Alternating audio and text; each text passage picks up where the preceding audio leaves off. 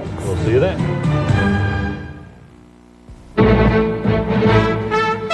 From ABC, this is World News Tonight with Peter Jennings.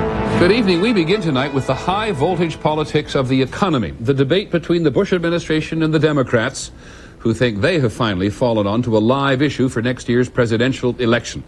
Iowa's Democratic Senator Tom Harkin, who is running for his party's nomination, said today, what the economy needs is not a jump start, but a new battery.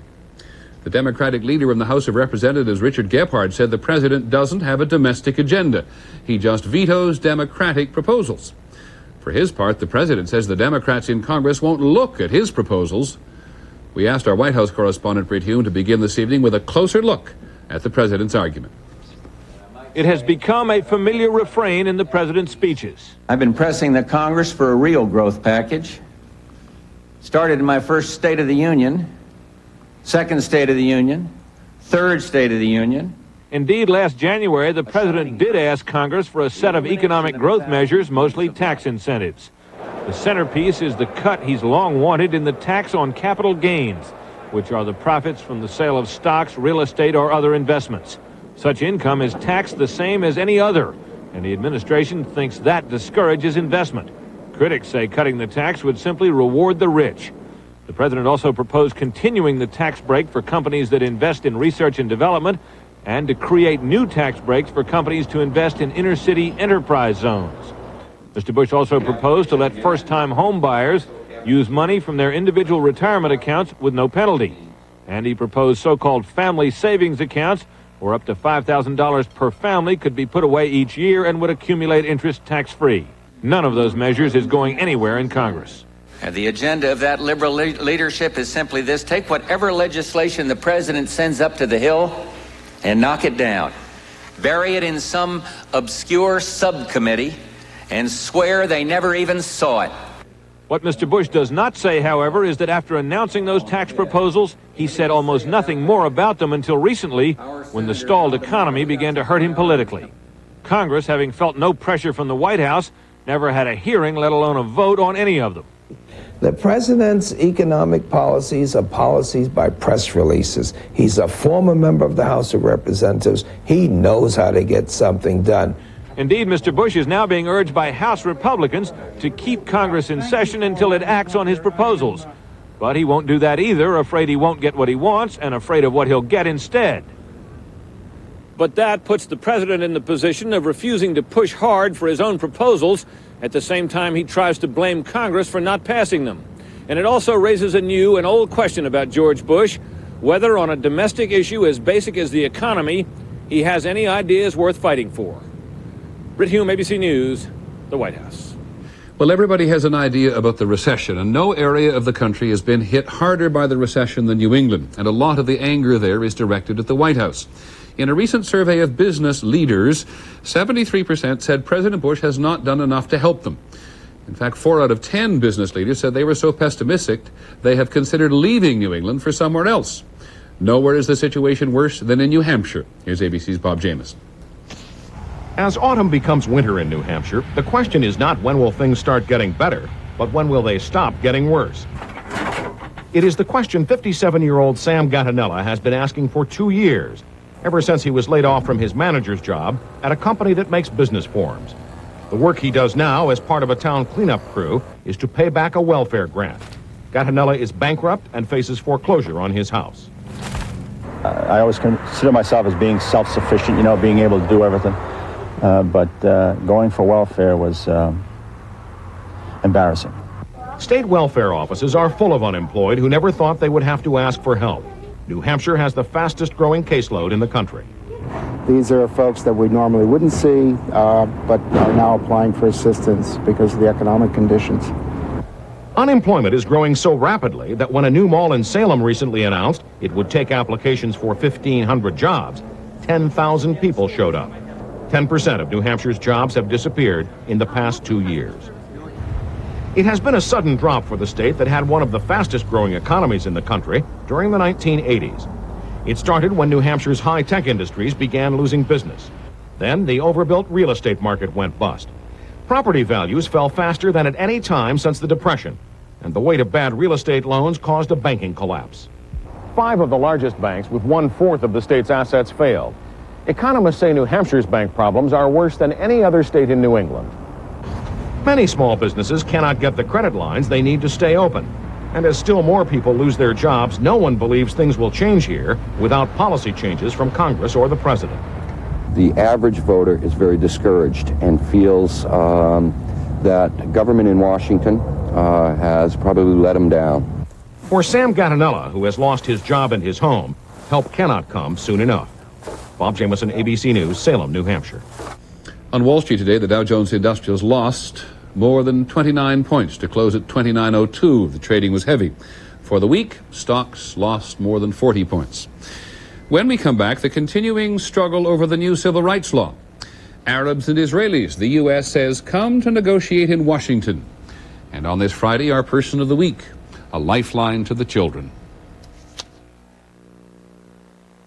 I was a dedicated beard wearer until my wife gave me the new Remington Microscreen Elite. It's quick, it's close. The Remington Microscreen Elite has 2 ultra-thin screens. So comfortable, shaves as close as a blade or your money back. That's Remington. I just can't stand this anymore. How am I supposed to fall asleep with this pain? I could take one of those nighttime pain relievers with a sleep ingredient. But all I really need is Advil to help stop the pain that's keeping me up. Just Advil. That's all I want. Without the extra sleep ingredient I don't want. Advil is so effective, it relieves the pain, so I can get to sleep. Discover the relief of Advil at bedtime. Advil, advanced medicine for pain.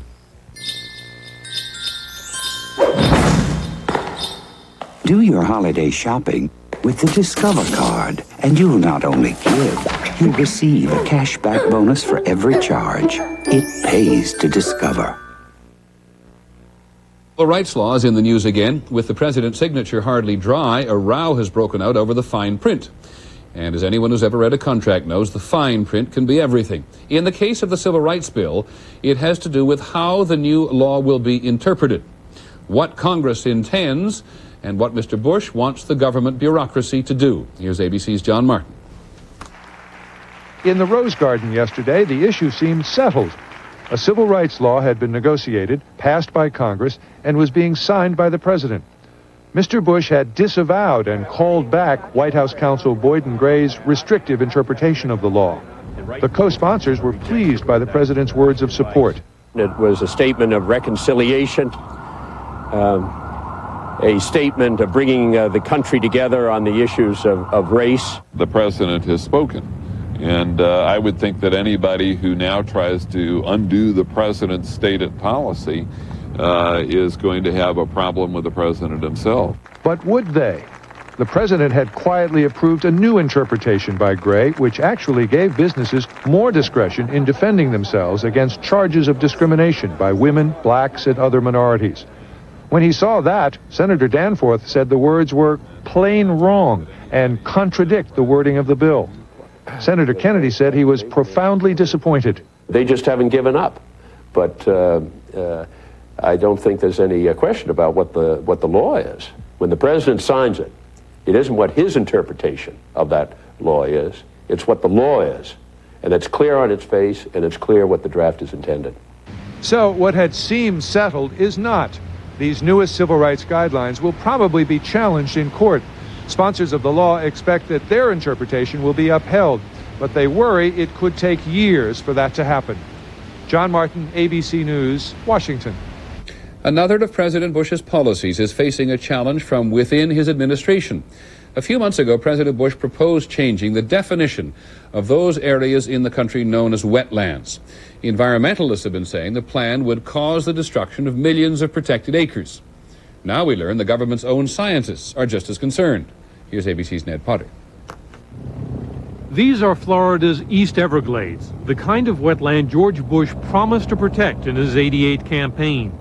Under the rules proposed by the White House last August, much of this area would be unprotected from development. Conservation groups objected, and the administration sent out government scientists to determine how their new rules might affect America's wetlands. Their reports turned out to be even more critical of the White House proposal than the conservation groups were. But their reports have been kept secret by the White House, only now leaked to reporters. The president's scientists have confirmed really the worst that we could imagine about the new proposal, that would eliminate protection for roughly half of the wetlands in the United States, and that it lacks any scientific credibility. Scientists say wetlands are essential. They protect us from floods, and they're natural filters for our water. The reports from the government engineers sent to the White House from all over the country said the proposed White House rules are unworkable, arbitrary, and scientifically unsound. In some places, they said 80% of wetlands would be unprotected from builders. These are very embarrassing numbers to the administration, and I don't blame them for not wanting them on the public record, but they belong in the public record. Administration officials would not talk on the record today, but privately some said that if the plan means losing such large amounts of wetland, they'll have to go back and rethink it. Ned Potter, ABC News, New York. In California today, there's been another effort to clear the air. The state has ordered that all gasoline sold in California be 40% cleaner by 1996. It means the price of gas will go up.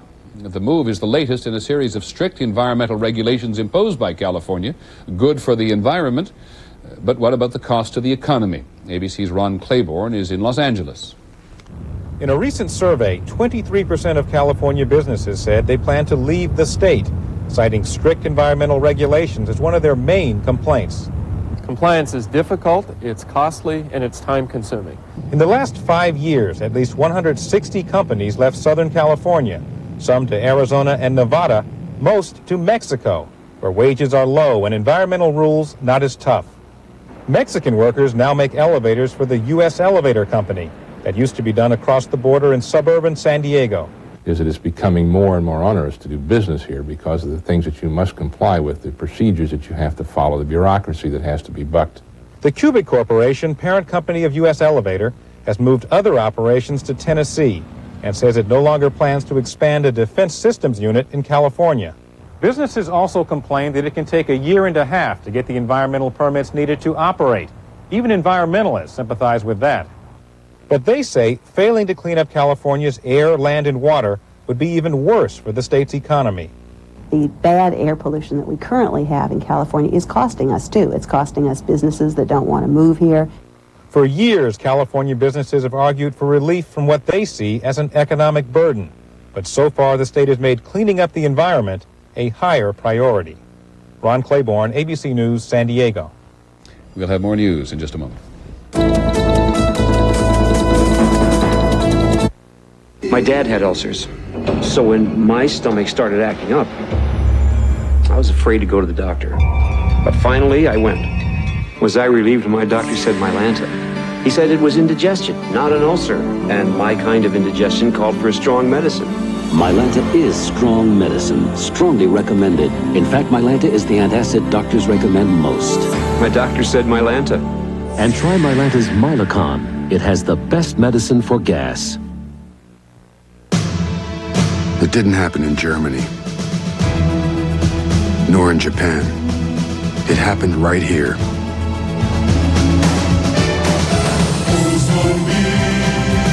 An all-new car, born of intelligent engineering. The Oldsmobile 88 Royale. You've seen it, now come drive it. Oldsmobile, the power of intelligent engineering. Now, get 2.9% APR financing for up to 48 months. So you claim you were getting your oil changed at your GM dealership, is that correct? That's correct. And how long did this take? An hour, hour and a half. Really? And isn't it true that the GM dealership in question is a Mr. Goodwrench Quick Lube Plus dealer? And isn't it also true that they guarantee a complete GM oil change, lube, and 10-point maintenance check in 29 minutes, or the next one is free? Your GM dealer is serious about putting service back in the service department, so try Mr. Goodwrench Quick Lube Plus for a change. The United States has invited Israel and its Arab neighbors to hold another round of peace talks in Washington. Talks will begin on December the 4th. The hope is that the public posturing we saw in Madrid will give way to the real business of dealing with the issues that keep the Arabs and Israelis divided. Here's ABC's John McCreffy. Washington was not Prime Minister Shamir's first choice. In his meeting this morning with President Bush, he was still pushing to hold the one-on-one discussion somewhere in the Middle East. None of the Arabs would agree, so as promised, the U.S. stepped in to kick the process back into motion. It is important to give the parties the chance to work this out, but it is even more important to resume the direct talks. The talks in Washington will be sharply different than the high-profile ceremony of Madrid 3 weeks ago. There will be no long motorcades, no massive press center, in fact, no foreign ministers or heads of state. Delegates, for the most part, will be professional diplomats, negotiators. This morning, Shamir said he was ready to have his delegation discuss even the most controversial issues. The settlements are a part of the territorial problem, and the territorial problem will be discussed and negotiated during the negotiations. That does not mean Shamir is necessarily willing to give ground. Even so, U.S. officials hold out hope for progress in negotiations between Israel and the Palestinians. Both sides in those talks seem ready to move quickly toward an interim settlement that would give Palestinians from the West Bank and Gaza more control over their lives. John McWethy, ABC News, the State Department. The next Secretary General of the United Nations knows a good deal about the Middle East. Boutros Ghali is the Deputy Prime Minister of Egypt. That's him on the left. He helped negotiate Egypt's peace treaty with Israel and has been chosen to replace Javier Perez de Cuellar. We'll be back in just a moment.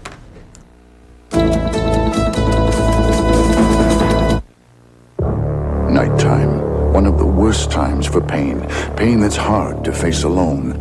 That's why you need new Ultra Strength Bengay, with more pain relievers than we've ever had before. For muscle pain that's hard to ignore, minor arthritis pain, back pain, pain that seems worse at night.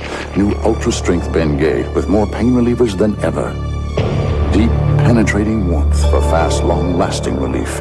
You can say goodnight to your pain with new Ultra Strength Bengay. It's the final week of Color Tile's 38th anniversary sale. Last chance for half-price savings. Get half price on ceramic tile for floors and walls from 49 cents. Half price on vinyl tile, 44 cents each. Half price on Armstrong sheet flooring. And introducing DuPont Stainmaster Extra Life Carpet. Half price on every square yard, including padding and installation. Plus window and wall coverings and no payment for 90 days. Color Tile's 38th anniversary sale. Final week, so hurry. Sale ends Wednesday, November 27th. Campbell's heard your healthy request. Low fat. Less salt. But lots of taste. Here's our answer. New Campbell's Healthy Request ready-to-serve soups. All the great taste you want without some things you don't. New Campbell's Healthy Request. Good. And healthy.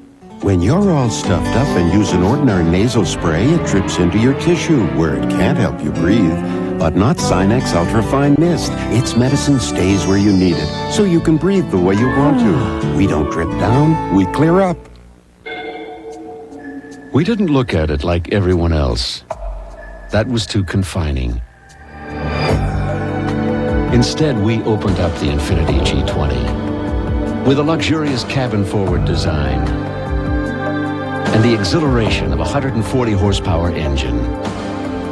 It's designed to give you breathing room and take your breath away, all at the same time.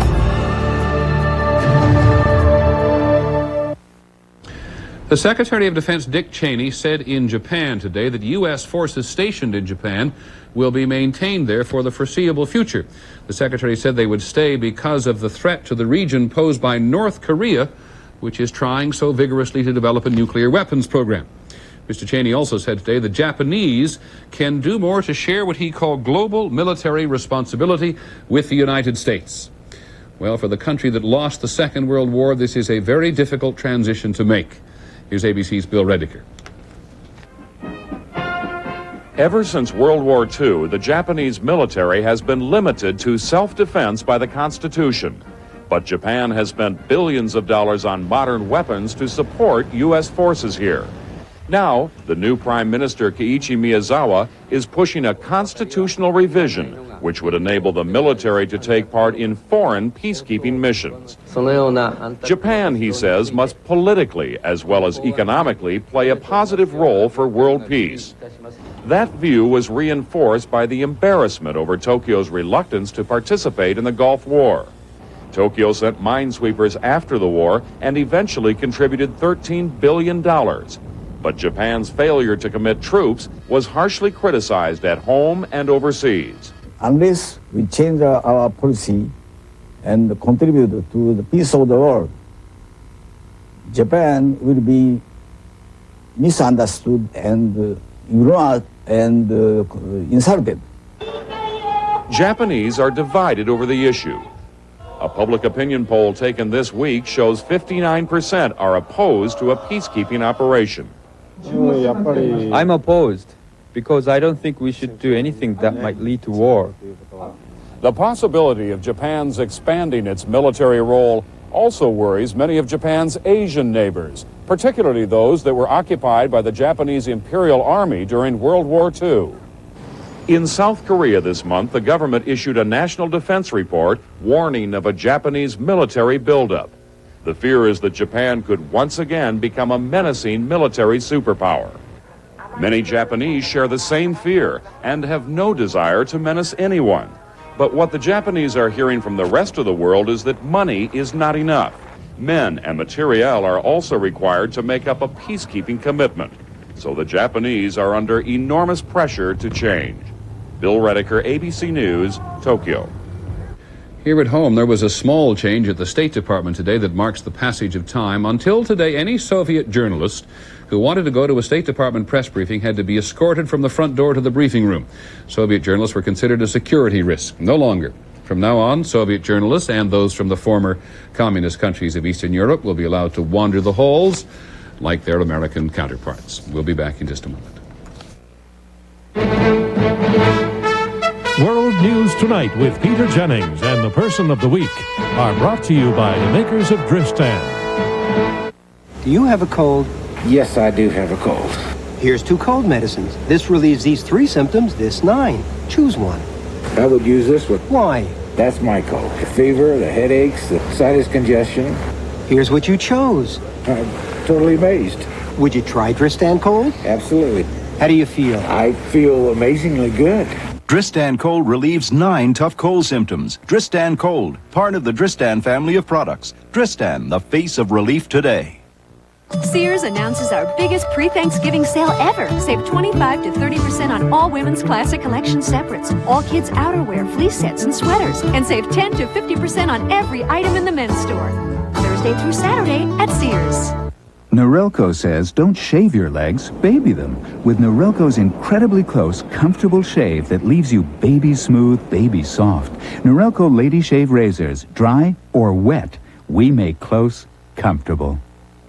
Grandma cleaned her dentures with toothpaste. Mom used a soak. I use the denture cleanser of the 90s, fast-acting Denture Foam. Deep cleans like tablets, fast like toothpaste. To loosen food stains so you can quickly brush dentures clean. Get Denture Foam. It deep cleans fast.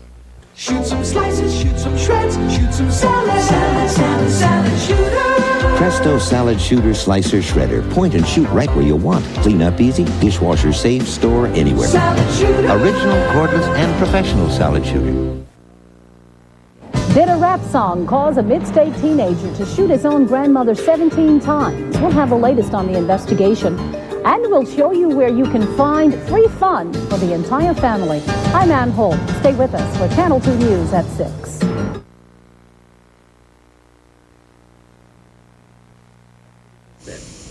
Finally this evening, our Person of the Week. Very often, people in all sorts of places have all sorts of suggestions about whom they think we should choose during any given week. The person we focus on tonight was brought to our attention by a passerby on the street in Washington. And we're very pleased. We choose him on the occasion of his birthday, and more importantly, a very meaningful anniversary. Our basic concern is that those kids have the same opportunities that the average middle-class child has in the United States for making choices. And without education, they can't make the choice. Wendell Rollison has spent 25 years offering the children of Florida's migrant farm workers a choice, an opportunity to leave the fields. Farm work is clean, good, honest work. And if that is their choice as adults, fine. But when that is the only thing they can do, then that's not right. Wow, muscle, that's good. Drink that milk and give you more muscle. Wendell Rollison has a very basic prescription for these preschool children of migrant workers: nutrition, health care, and education. The Redlands Christian Migrant Association, which he runs, is celebrating its 25th anniversary in the fields this year. At 32 centers across southern Florida, Rollison and his staff of former field workers try to put these kids on equal ground when it is time for them to enter public school. To speak English, to be as healthy and alert as those who are more fortunate. 20 years ago, Juan Medina was one of Rollison's kids. Today, he manages a local radio station. In the fields, we tend to be insecure about ourselves as individuals. To us, to our migrant families here in the state of Florida, we see them as a knight in white armor. Wendell Rollison was raised in New York and Connecticut. During the last century, his great-grandparents helped run the Underground Railroad in Connecticut, which enabled Southern slaves to escape north towards freedom. The stories impressed him as a child. I was brought up and nurtured on those tales, and I suppose that set the stage for me to react to the farm worker. But the defining moment was in the 1950s when he was working at a Miami airport. A teenage couple from Puerto Rico carrying an infant landed in Florida penniless, only to learn that the farm jobs they were promised when they bought their tickets didn't exist. It was a scam Rollison had seen before. The couple's only hope was to reach relatives in New York. They asked me would I buy the baby for $10. I promised them that when they had gotten work and earned enough money, I would sell the baby back to them. Well, that absolutely blew my mind. Rollison, then in his early 30s, decided right then to become an advocate for migrant workers. I came out shooting from the hip against the agricultural industry, and they were the responsible for all of these ills. I said to myself, now, what have we accomplished? And the answer is nothing. Until Rollison realized that talking with management would provide better results than screaming at them. Today, along with the state and federal government, growers are major contributors to the Migrant Association. Both workers and growers benefit. Basically, tranquility in the labor force. He understands that relationship, that ag needs a farm worker certainly, and farm workers without agriculture would be, their plight would be, much worsened because of that. Happy birthday to you. Wendell Rollison is 75 this week, and he believes he cannot stop until this latest crop of children has the chance to succeed in school and have a choice in any field.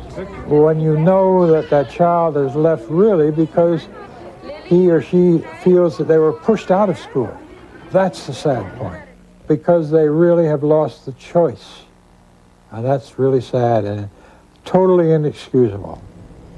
And so we choose Wendell Rollison, a man who cares deeply for children and who clearly believes that the land of opportunity was meant to be that way for all. That's our report on World News Tonight. I'm Peter Jennings. We hope you have a good weekend. We'll see you on Monday. Good night. And now, the news continues with Channel 2 News at 6. Good evening, I'm Ann Holt. And I'm Bob Mueller. In our news tonight, police in White County say a violent, popular rap album may have played a role in the grisly shooting death of Irene Wyatt. The album is Death Certificate by Ice Cube, widely criticized for advocating violence. And police say Irene Wyatt's teenaged grandson listened to Death Certificate and seemed to follow the lyrics' advice as he shot her. Channel 2's Tom Atwood has the story.